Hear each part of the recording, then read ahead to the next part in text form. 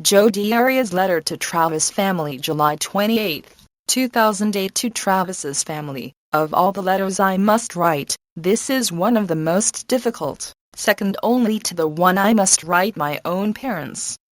I thought at length of the things I should tell you all, but after talking with Detective Flores and Blaney, they convinced me of the importance of telling you all that I know, that you deserve to know.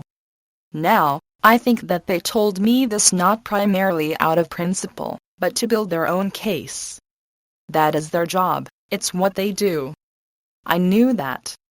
Nevertheless, their pleas have stayed with me, since I last spoke with them 12 days ago. And the more I have pondered it, the more I have come to agree with it 100%, for if it were my own brother, I want every detail that could be had. And if an arrest was made, I have 1,000,000 questions for the person in custody. First and foremost, why? I don't have all of the answers that you seek, but as I sit here today and put pen to paper, even on Travis' birthday, I'm going to try to answer as many as I can. Because this is not a Q&A forum, I don't know what questions you have precisely, but I do presume that you gathered enough of everyone else's opinions to form your own notions of the kind of person that I am, and the kind of relationship that Travis and I had. Since things upcall me in this way, and since detectives have already made it clear that my case is hopeless and theirs is rock solid, I have no reason to hold anything back at this point, nor do I want to go to my grave having withheld anything that might help you piece some things together. It is no longer about me and the things I don't want you all to know. You deserve to know. Besides that, Detective Flores said, anything I might reveal about Travis would never, and could never change your opinion of him, and since my fear that was the only thing holding me back, I feel like I can now shed a little light on what was our situation. I have a tendency to ramble, but I will keep most trivialities to a minimum. However, I do feel that starting from the very beginning would be the best, so that you will have a brief synopsis of our history from beginning until now. This may or may not clear up some of your questions, but to me, it's worth trying.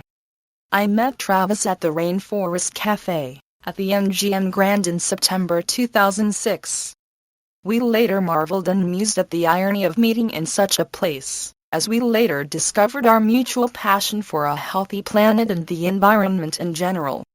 He confidently walked right up to me, stuck out his hands and said, "Hi, I'm Travis." I cordially responded with the usual niceties, and figured that would be it, since in that moment, his was just another of the many new names I was trying not to forget. I continued to meet other people as we walked through the casino, but Travis made it a point to walk by my side and keep a running conversation. There wasn't any kind of magnetic attraction that I could feel, but in that short time we discovered just a few of the things that we had in common: traveling, the UFC, the 49ers, and the drive to create an amazing life.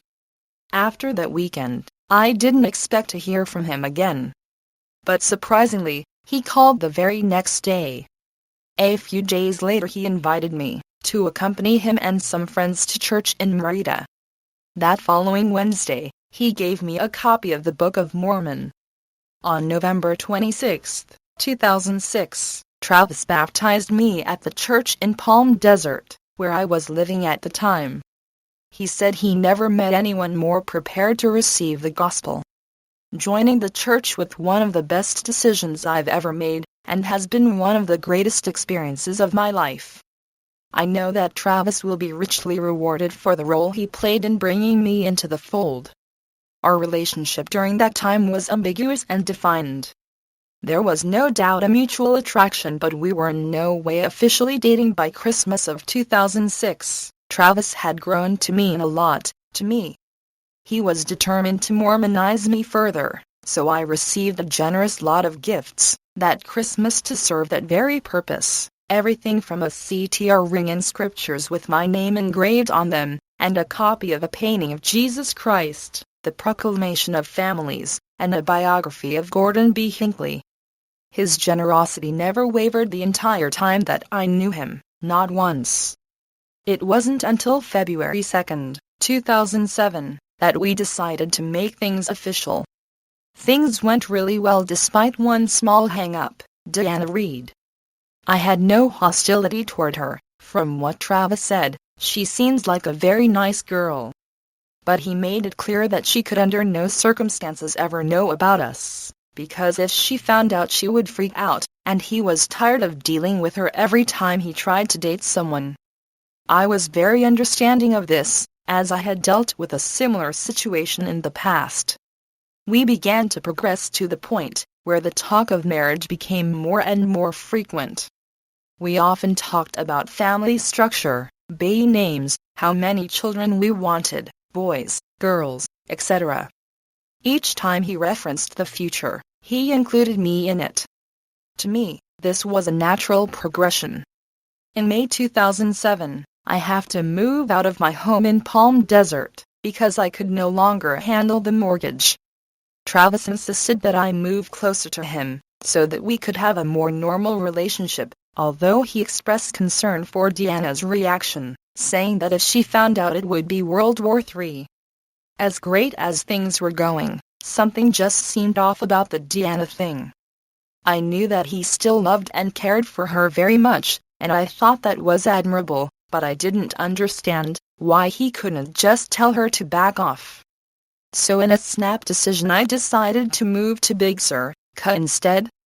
Travis was upset and hurt. I assured him it was temporary and that things would work out, but he wasn't happy that I lived even farther. So we began to make arrangements for me to move to Mesa. We had to keep it top secret from Deanna. It was then I realized that if Deanna was happy, Travis was happy, and then Jodi was happy. Sometimes things happen that seem like they're not part of the plan, but that is pure illusion.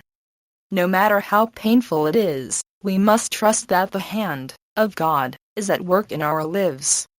After Travis and I returned from a fun trip to Daniel's Summit in June 2007, I acted on impulse and a gut feeling doing something completely dishonest. You see, I have been in a few relationships before when my partner was not being completely faithful, and there is a distinct feeling that comes with it. Travis had been interacting with some girls in my presence that gave me cause for concern. I knew he was the flirtatious type, and I had witnessed it on countless occasions prior to that point. I am not a jealous person, but something about the way he conducted himself that time caused me to question his level of commitment to our relationship and to me. The dishonest deed, which I had mentioned, was that I looked at the text messages in his phone. I thought to myself, he said he has nothing to hide, so why not? A flawed logic, I know. I fully expected to find a few miles flirtations w other girls, as this was his MO anyway, and he was not secretive about it. What I found, however, was far more, including several references made of the many, separate, intimate rendezvous he'd had with other girls, including plans in the making for further associations of the same kind. I checked the dates to make sure I wasn't getting worked up over nothing, but as feared, they were well within the range of when we began dating exclusively. I didn't freak out, I didn't even tell him. I didn't know what to do. We had another trip planned to Niagara Falls, the Sacred Grove and Huntington Beach, so I decided to sit on it, get through that and then make a decision. It ate at me, and as soon as we got home from Huntington Beach, it all came out. He was very apologetic. He said it was wrong. There was no way I couldn't forgive him. Despite his shortcomings, he has been very good to me. However, there was also no way that I could trust him any longer. I decided we should just be friends on June 29, 2007. This was a very difficult decision for me because I loved him very much. It was especially difficult because he begged me to marry him that same day. He said things would be different. Up to that point, a proposal was expected any time, but once the trust is gone, it is hopeless. I'm not perfect either. I violated his trust by reading text messages that perhaps should have remained private. My justification was I had the right to know. I'm not saying it was okay. Fast forward 3 weeks to July 2007. I hesitated to follow through with plans I'd already made to move to Mesa, but Travis is a very persuasive man, and at the hand of his persuasion, I folded and decided to go. I used to wonder what it would have been like if I'd accepted his proposal. But I don't think things would have changed. Here's why. About a month before I moved back to California, March 2008, we decided to have a come-clean conversation about everything. He confessed that most of the time I'd been living there he'd been dating someone, Lisa Andrews. The subject of dating other people had come up all of 4 times between us while I lived in AZ, 3 of which he brought it up, and he stated that he wasn't dating anyone. I never had any reason not to believe him, because there'd be no reason for him to hide that from me. I'm not the type to have a crying emotional meltdown over something like that the way Deanna has in the past. In fact, I would have been happy for him. So the shock came not in the fact that he lied again, and cheated on yet another girlfriend, but that this time I was the other girl. I felt very ashamed. My first thought was for Lisa, I should tell her everything. But they'd long since broken up and Travis had taken a decided interest in Mimi Hall. Besides, talking to Lisa not only would have destroyed our friendship, mine and Travis, but it would have caused a lot of unnecessary drama and pain. After listening silently for a few minutes, while he continued gushing about Mimi, I could see in his eyes that he was very happy. I asked him how she felt about him, and he jokingly responded by saying that he doesn't think she even knows he's male. We both laughed and I reminded him of the charmer that he is and that it's only a matter of time. He rolled his eyes and said, "Please, whatever you do, don't give me any dating advice. I get enough of that crap from Sky Hughes, I am sick of it, I can handle this." I didn't say another word. If anyone knew how to win over a lady, it was Travis. So we left it at that.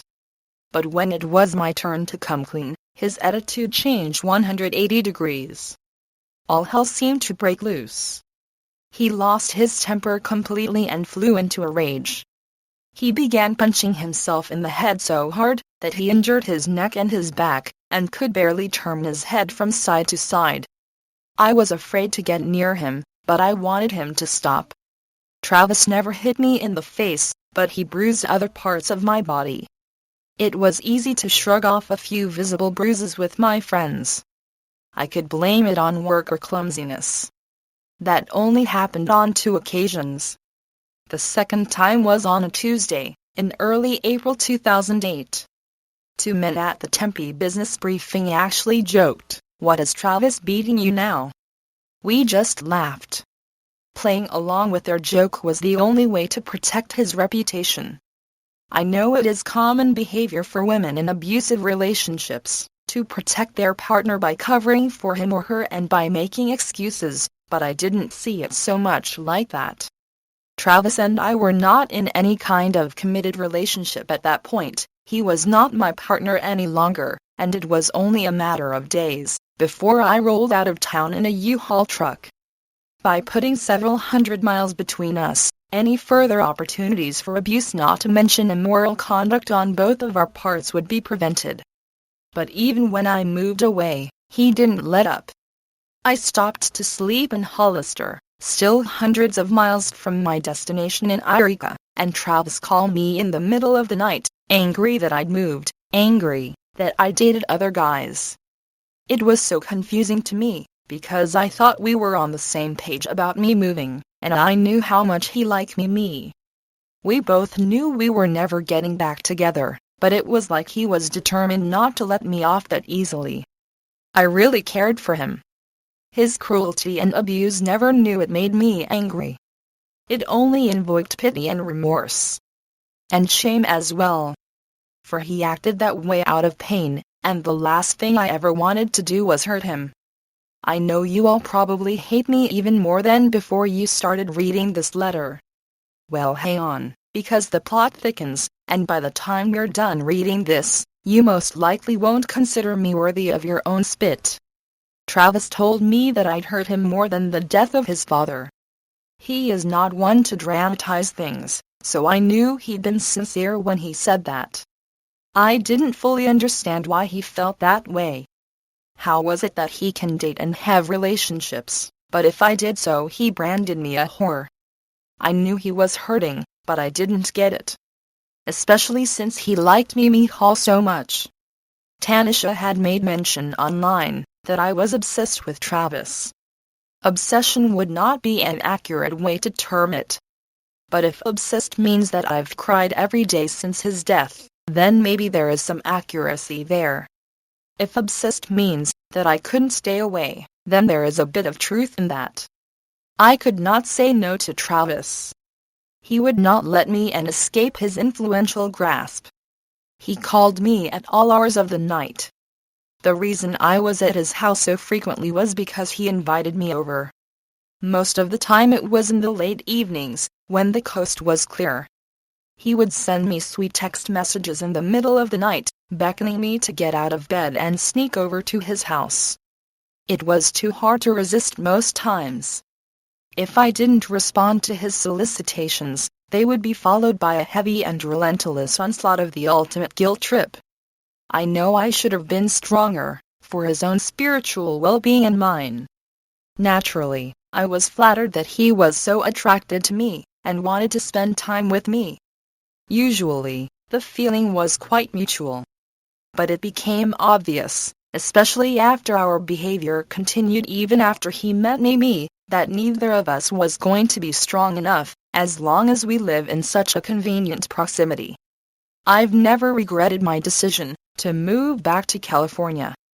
There are, however, some decisions that I do regret, and I cannot tell you how remorseful that I am for my inactions. Let me clarify by saying the following. I had a trip planned to Southern California and Utah the week of June 2nd to 6, 2008.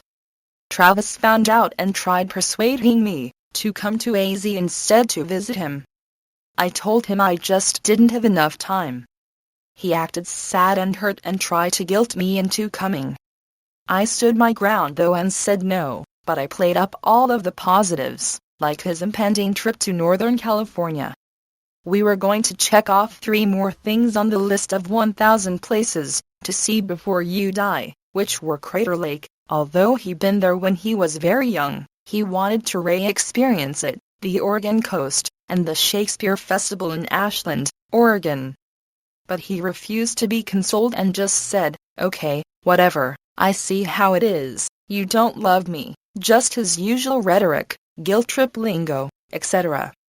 We hung up the phone, and I could feel my heart once again being pulled in his direction. I knew that if I went we'd have fun.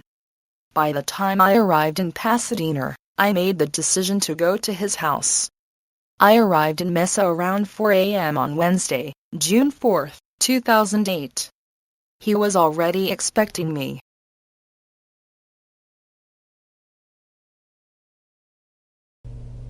And did Travis know you were coming? He knew?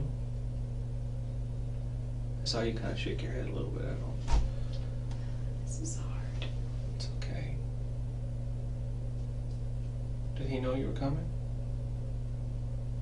He was already expecting me, and was very happy to see me. So was Naps. I missed them both so much, it had been months since I'd seen either of them. Travis was awake when I arrived. He waited up all night for me. He and Naps were in his office and he was watching some silly video on YouTube, some kind of dancing robot girls or something. I was exhausted from driving, so after a few more YouTube videos, we went to sleep as the sun was rising. We slept until about 1 p.m.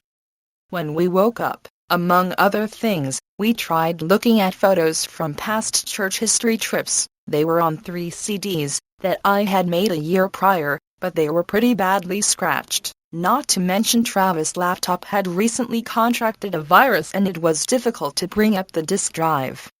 He had instant Quaker oatmeal for lunch. I remember him as clear as daylight, sitting in his office chair, feet kicked out, in his pajamas eating oatmeal, waiting for his computer to accomplish a simple task, but having no luck. I sat down on the floor next to him, petting Napoleon, looking around the room.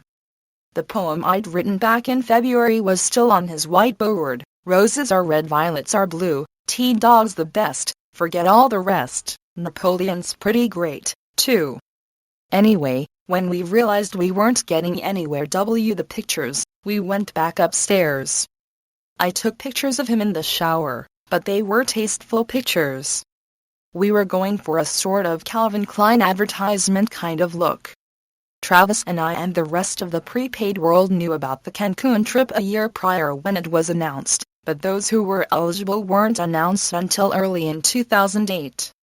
When he found out he was going, he began working double overtime on his body, and by May and June was feeling very confident in his own skin. If it weren't for that fact, he might have not agreed to do those shots, who knows? From this point on, things are blurred and confusing. I was kneeling on the floor next to the shower, going through the pictures I'd taken when I heard a really loud pop.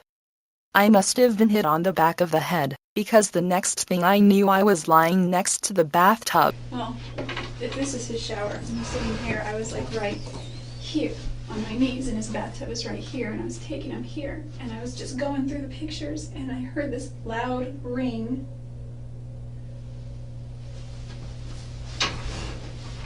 And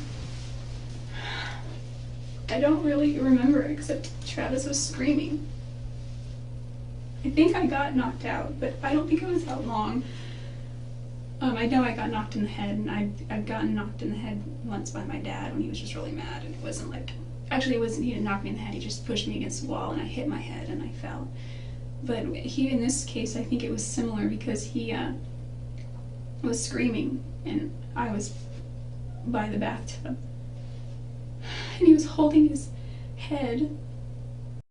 My ears were ringing and Travis was screaming, but he sounded so far away, although he was right next to me. I'm really sorry for this.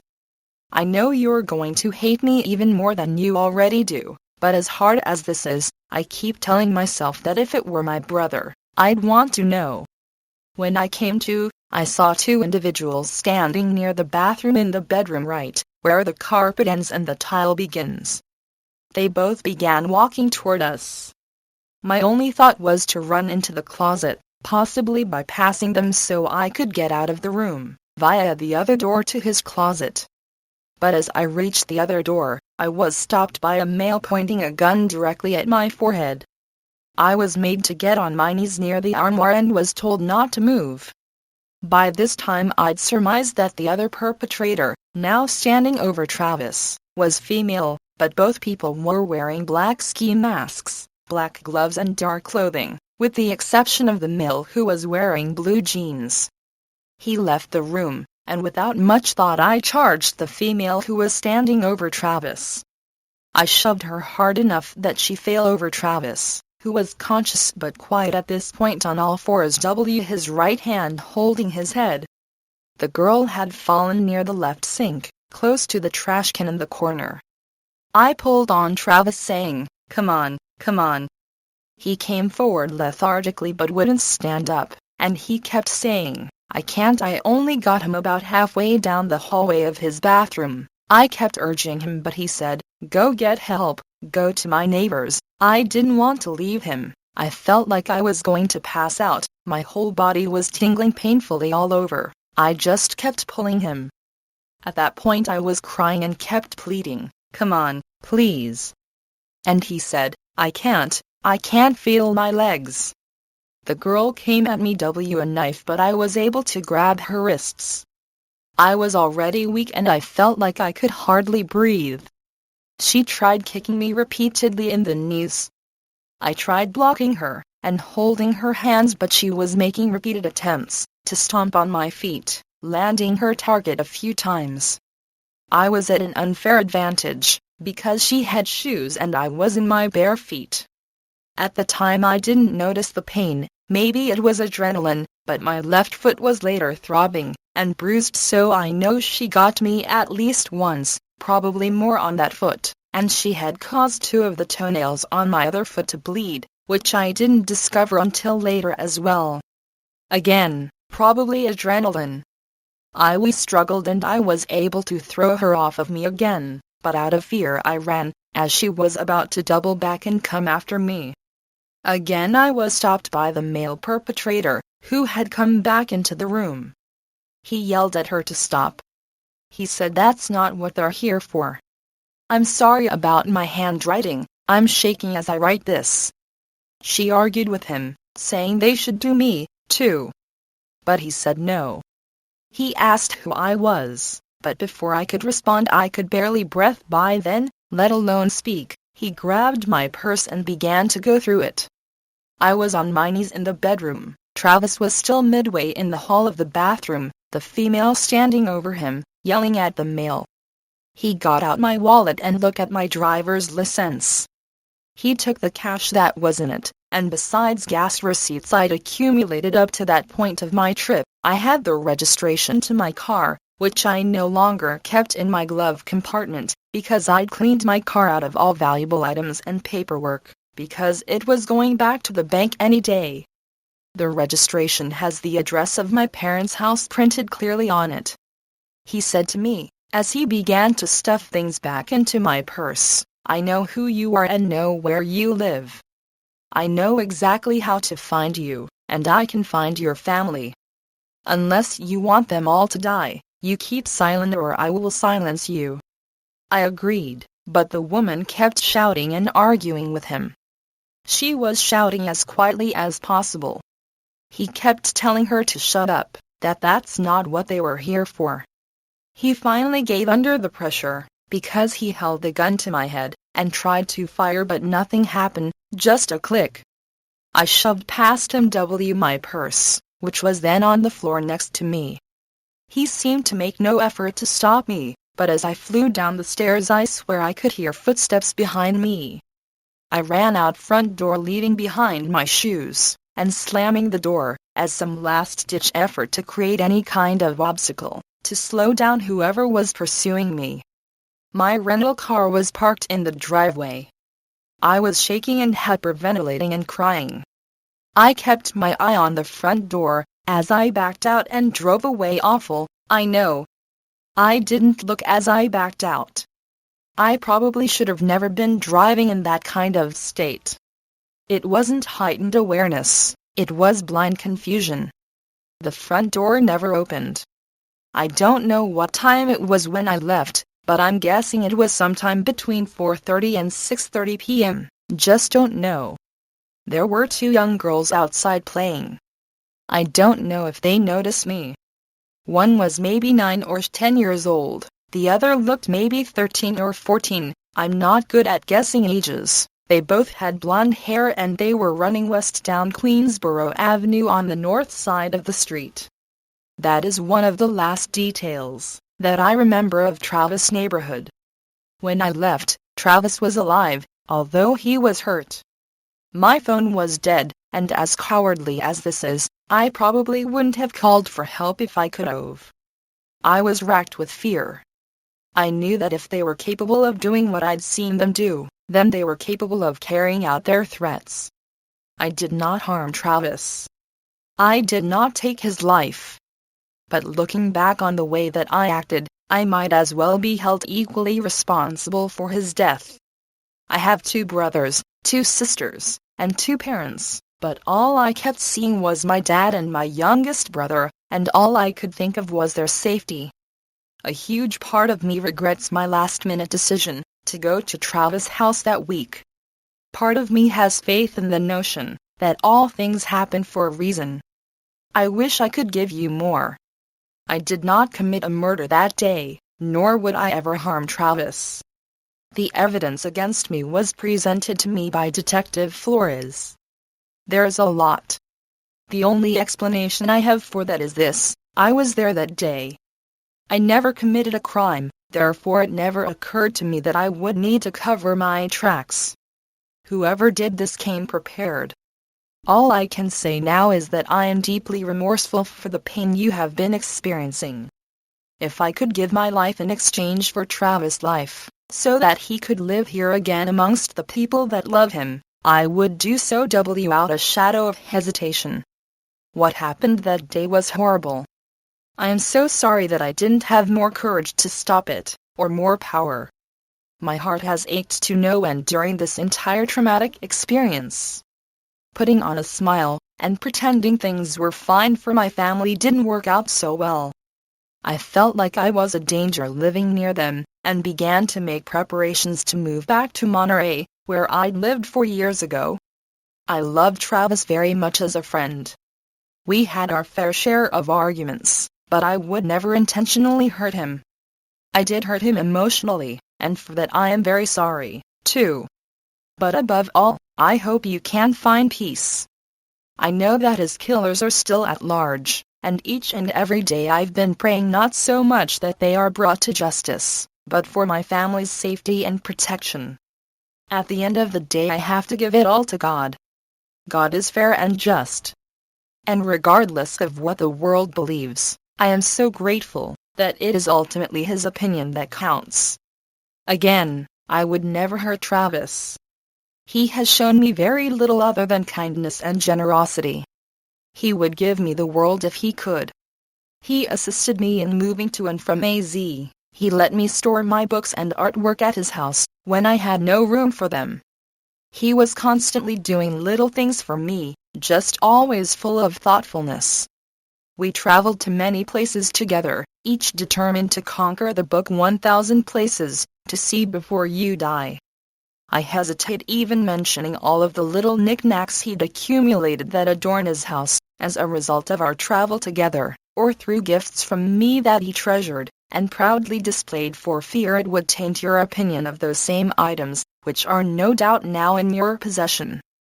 I know this letter may only raise more questions, but I hope it also answers others. Again, I know that God is just and fair. Ultimately, whoever did this will be held accountable. I think we can all agree on that much. Like I said, what prompted this letter is that I know you all deserve to know whatever information I have. I also feel like I should explain the following. There have been many comments made about my smile in my mugshot, which I was fully expecting. It was cocky, I know, but so was Travis. And anyone who knew Travis well enough know he was cocky, also knew of his happy and positive outlook on life. I know of my own innocence, and so does our Father in heaven. For this reason I cannot be sad. I also asked myself, what would Travis do? Barring the fact that he would likely not find himself in such an unfortunate set of circumstances, he would, no doubt, be flashing that smile of his that he always did. Like you, I wish that I knew why all of this happened. Forensics can tell us what, but not always who, and nobody seems to know why. Detective Flores suggested a few possible motives, but to me they don't make sense. He said maybe I was angry or jealous. Travis has never done anything that would incite that kind of anger. As far as the physical way he retaliated during 2 arguments that we had, my own father has done worse to me as a means of discipline. The only other thing Travis has ever done to upset me was be unfaithful in our relationship, but nobody would expect me to be thrilled over it. I'd forgiven him long ago. Either way, he'd have to get in the back of a line of ex-boyfriends who are guilty of those same folly in relationships with me. The detective said that perhaps I was jealous that he was going to Cancun. As I mentioned, I'd known about that trip since last year. There is no way I could break up with a guy and then expect him to take me on a trip of that magnitude. The idea of accompanying Travis on a trip to Cancun was as short-lived as a snowflake in Mesa during the month of July. There was never any question or discussion of us going together. I just don't harbor any hostility toward Travis, and I never have. I know that we both struggled to move on, but we both wanted the other to be happy. Travis was a good man. Our relationship was never perfect, but it taught me so much. Knowing Travis has been one of the greatest blessings of my life. I know it would bring you a great sense of closure to know that his killers were brought to justice. Ultimately, the persons responsible will be held accountable. I, however, will not serve 1 day in prison for a heinous crime in which I had no part. Travis lives. He is not far, and it won't be long before you can see him again. 1 day all of our questions will be answered. I just hope you can all find peace. My prayers are with you, and have been since the inception of this nightmare, and so are the prayers of many. With deepest sympathy and humble sincerity, Jodi Arias, and your sorrow shall be turned into joy. John 16